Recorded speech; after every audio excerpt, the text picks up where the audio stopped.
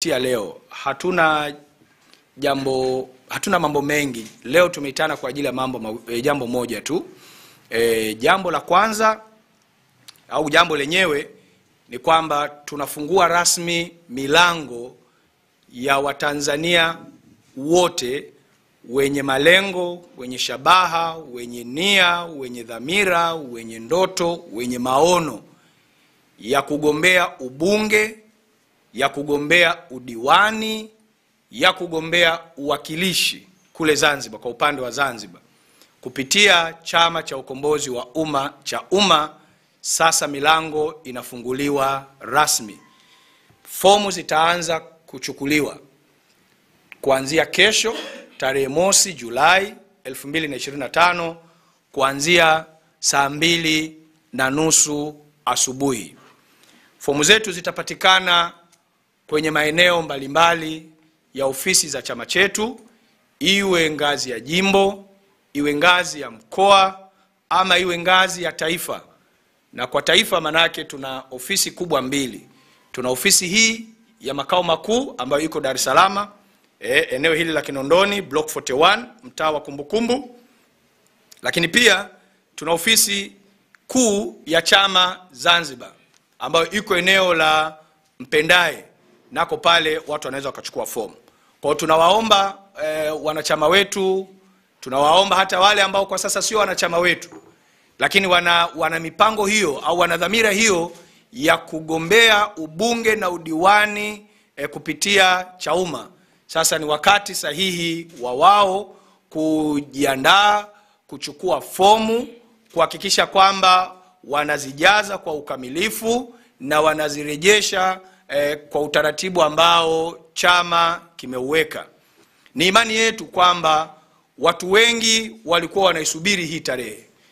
Nimekuwa nikipokea simu nyingi mimi binafsi, viongozi wenzangu wamekuwa wakipokea simu nyingi, lini mnafungua milango? Kwa sababu ni dhahiri kwamba Chauma inaonekana wazi kuwa ndio kimbilio la Watanzania kwa sasa. Chauma ni dhahiri inaonekana sasa ndio sauti mbadala ya Watanzania wa makundi yote, wawe wakulima, wawe wafugaji, wawe wafanyabiashara, watumishi wa umma, watumishi wa sekta binafsi, wavuvi, wadau wa sekta binafsi, wajasiriamali wadogo wadogo na wakubwa, wawekezaji wadogo wadogo na wakubwa.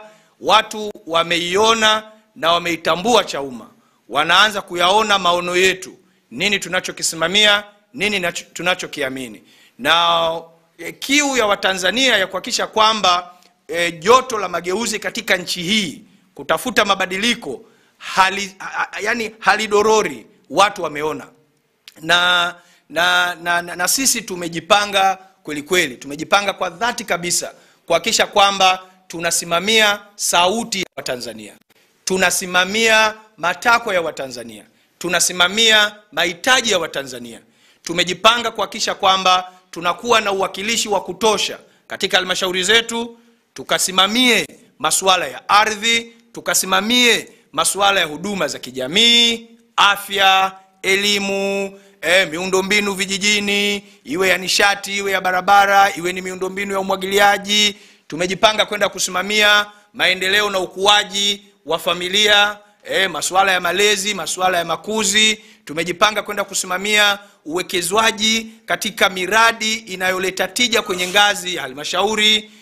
Tumekusudia kwenda kusimamia kwenye halmashauri zetu mapato na matumizi, udhibiti wa fedha kwenye halmashauri zetu. Kwa tumejipanga kwenye ngazi ya halmashauri kuwa na wawakilishi thabiti, imara, ambao dhamira zao zitawatuma kwenda kuyasimamia maslahi ya Watanzania.